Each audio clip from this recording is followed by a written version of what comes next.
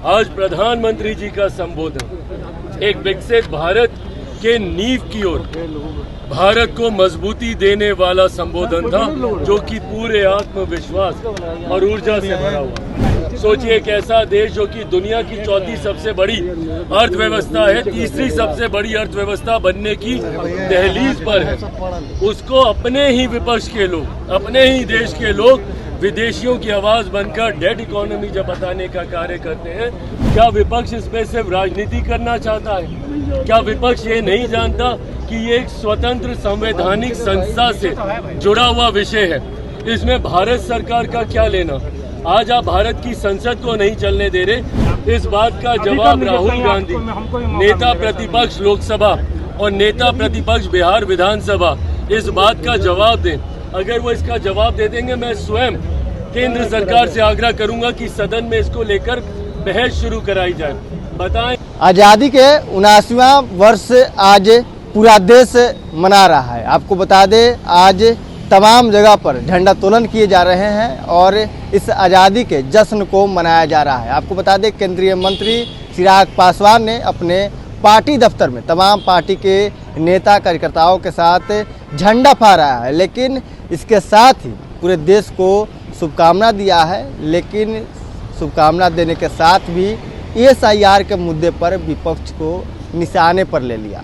बताया कि देखिए किस तरह से बिहार के लोगों के साथ विपक्ष अन्याय कर रहा है, बरगला रहा है, उन्हें राह भटका रहा है। क्या कुछ कर रहे हैं चिराग पासवान, पहले उनके बयानों को सुनिए। सबसे पहले स्वतंत्रता दिवस की सभी देशवासियों को ढेर सारी बधाई, ढेर सारी शुभकामनाएं। आज जिस तरीके से स्वतंत्रता दिवस पर मेरे प्रधानमंत्री आदरणीय नरेंद्र मोदी जी ने लाल किले की प्राचीर से जिस आत्मविश्वास से भरा हुआ संबोधन देश की जनता के समक्ष प्रस्तुत करने का उन्होंने कार्य किया, यकीनन उनके इस संबोधन ने हर एक देशवासी में एक नई ऊर्जा का संचालन किया। आज प्रधानमंत्री जी के संबोधन में जितने भी ज्वलंत विषय हर एक के ऊपर उन्होंने विस्तृत तौर में भारत के पक्ष को रखने का कार्य किया। भले वो ऑपरेशन सिंदूर को लेकर हो या जिस तरीके से विदेश नीति को लेकर, टैरिफ को लेकर, जिस तरीके से देश में ही कुछ विपक्ष के नेता विदेशियों की आवाज बनने का कार्य कर रहे हैं, उस पर भी प्रधानमंत्री जी ने पूरी स्पष्टता के साथ भारत के पक्ष को रखने का कार्य किया। उनका ये आह्वान कि अब समय आ गया है कि पूर्णतः स्वदेशी को अपनाया जाए, वोकल फॉर लोकल होने की जरूरत है। आने वाले दिनों में जब हम लोग विकसित भारत की कल्पना करते हैं, उसकी नींव आत्मनिर्भरता से शुरू होगी। हर क्षेत्र में भारत को आत्मनिर्भर होना होगा। उदाहरण देकर उन्होंने बताया कि ऑपरेशन सिंदूर संभव ही तभी हुआ जब हम लोग उस क्षेत्र में आत्मनिर्भर हुए। नहीं तो किसी दूसरे के ऊपर अगर हम लोग निर्भर रहते तो इतने बड़े ऑपरेशन को हम लोग अंजाम नहीं दे पाते। आज प्रधानमंत्री जी का संबोधन एक विकसित भारत के नींव की ओर भारत को मजबूती देने वाला संबोधन था, जो कि पूरे आत्मविश्वास और ऊर्जा से भरा हुआ। मैं ये मानता हूँ कि आने वाले दिनों में भारत न सिर्फ अर्थव्यवस्था की दृष्टि से, क्योंकि कई विपक्ष के नेता हैं जो विदेश की आवाज बनकर भारत की अर्थव्यवस्था को एक डेड इकोनॉमी बताने का कार्य कर रहे हैं। सोचिए एक ऐसा देश जो कि दुनिया की चौथी सबसे बड़ी अर्थव्यवस्था है, तीसरी सबसे बड़ी अर्थव्यवस्था बनने की दहलीज पर है, उसको अपने ही विपक्ष के लोग, अपने ही देश के लोग विदेशियों की आवाज बनकर डेड इकोनॉमी जब बताने का कार्य करते हैं, उनको भी आज प्रधानमंत्री जी ने लाल किले की प्राचीर से मुंह तोड़ जवाब देने का कार्य किया। मैं ये मानता हूं कि आने वाले दिनों में इस अमृत काल में जब हम लोग विकसित भारत के लक्ष्य की ओर हम लोग अग्रसर हो रहे हैं, उसमें आज प्रधानमंत्री जी के दिए हुए मंत्र, जिसमें उन्होंने कई खूबसूरत घोषणाओं का जिक्र किया, GST को लेकर एक बड़ी आबादी है जो चिंतित रहती है। जीएसटी का भी रिव्यू होगा, ये खुशखबरी भी उन्होंने दी। उन युवाओं को जो पहली बार रोजगार में जा रहे हैं, उनको कैसे व्यवस्था के साथ जोड़कर 15-15 हज़ार रुपए का लाभ जो पहली बार नौकरी कर रहे हैं उनको दिया जाएगा। इन तमाम विषयों का जिक्र प्रधानमंत्री जी ने लाल किले की प्राचीर से दिया। मैं प्रधानमंत्री जी के संबोधन का स्वागत करते हुए अपनी तरफ से, अपनी पार्टी की तरफ से एक बार फिर से तमाम देशवासियों को स्वतंत्रता की दिवस की ढेर सारी बधाई देता हूं। आज के दिन जरूरी है उनके बलिदान को भी याद रखना, जिन्होंने आज़ादी की लड़ाई में अपना सर्वोच्च निछावर करने का काम किया। उन शहीदों को, उन बलिदानियों को, जिन्होंने देश को आज़ादी दिलाने के लिए अपना घर परिवार सब भूलकर उन्होंने अपना सर्वोच्च हमारे देश के लिए समर्पित करने का काम किया। आज मैं उन शहीदों को नमन करता हूं, उनके परिवार वालों को भी मैं याद करता हूं और एक बार फिर से देशवासियों को स्वतंत्रता दिवस की बधाई अपनी तरफ से, अपनी पार्टी लोक जनशक्ति पार्टी रामविलास की तरफ से देता हूं।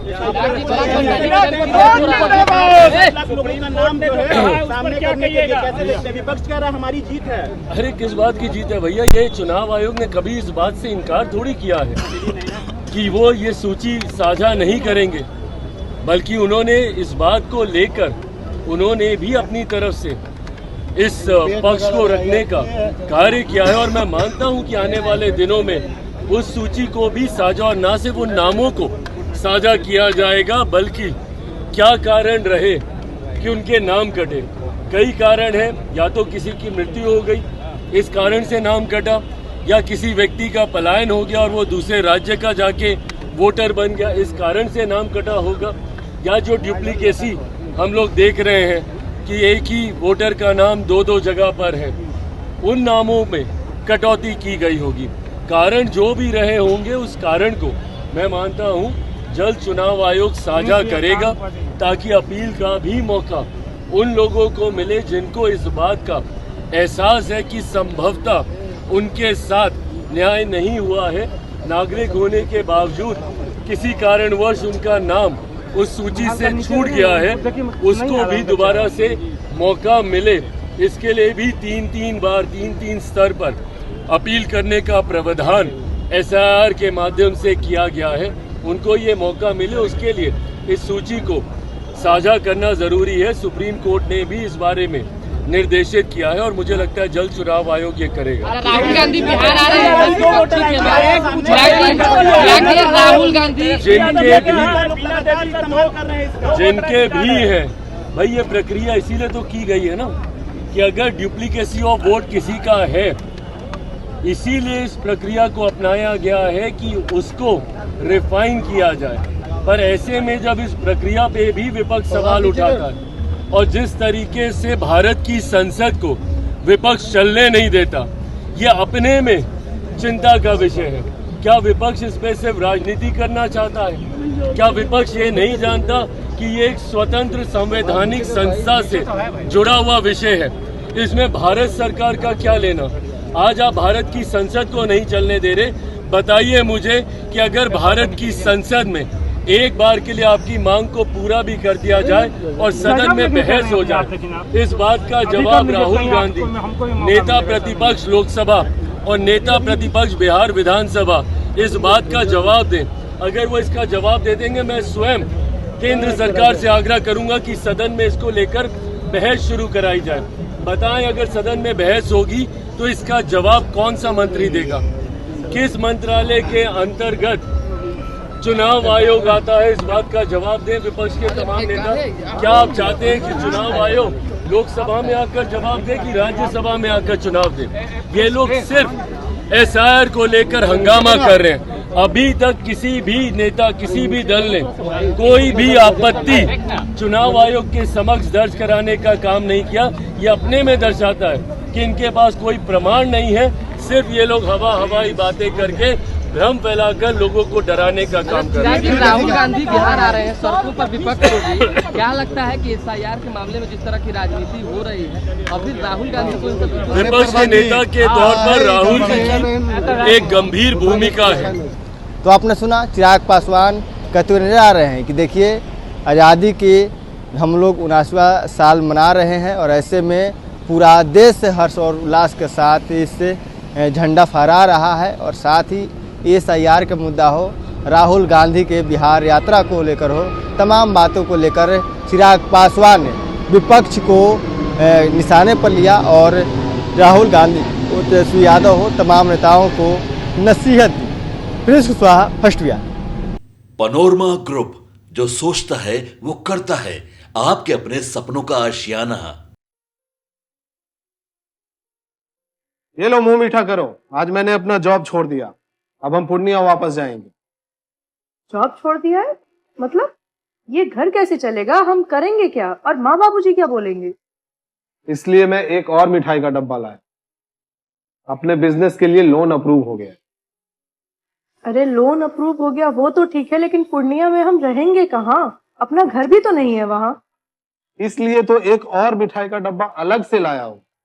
हमने पूर्णिया में घर ले लिया है, पूर्णिया के E-Homes पैनोरमा में। पूर्णिया में पैनोरमा ग्रुप लेकर आए हैं E-Homes पैनोरमा। बड़ा घर, आलीशान जिंदगी और अत्याधुनिक सुविधाओं के संग। अरे अब क्यों मुंह मीठा करवा रही हो? क्योंकि हम घर वापसी जो कर रहे हैं। घर वापसी की खुशी पूर्णिया में E-Homes पैनोरमा के संग। E-Homes panorama, luxurious lifestyle redefined.